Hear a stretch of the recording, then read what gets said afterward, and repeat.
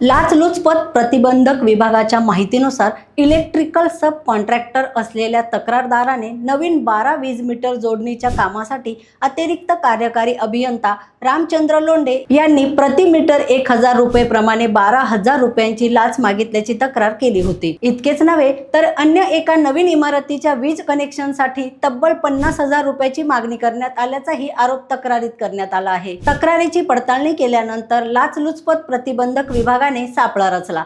तपासादरम्यान आरोपी अधिकाऱ्याने यापूर्वी 4,500 रुपये घेतल्याचे मान्य केले आणि उर्वरित 7,500 रुपयांची मागणी केल्याचे निष्पन्न झाले। तपासादरम्यान आरोपी अधिकाऱ्याने यापूर्वी 4,500 रुपये घेतल्याचे मान्य केले आणि उर्वरित 7,500 रुपयांची मागणी केल्याचे निष्पन्न झाले। यानंतर 4 जून रोजी दुपारी 1:06 हडपसर उपविभाग 2 कार्यालयात सापळा राबविण्यात आला। यावेळी रामचंद्र लोंढे यांनी 7,500 रुपयांची लाच स्वीकारताना अँटी करप्शन ब्युरोच्या पथकाने त्यांना रंगेहात पकडले। ही कारवाई पोलीस निरीक्षक अविनाश घरबुडे, तपास अधिकारी सुहास हट्टेकर तसेच पोलीस अधीक्षक शिरीष सरदेशपांडे यांच्या मार्गदर्शनाखाली करण्यात आली। रोकठोक महाराष्ट्राला सबस्क्राइब करा आणि बेल आयकॉनवर क्लिक करायला विसरू नका।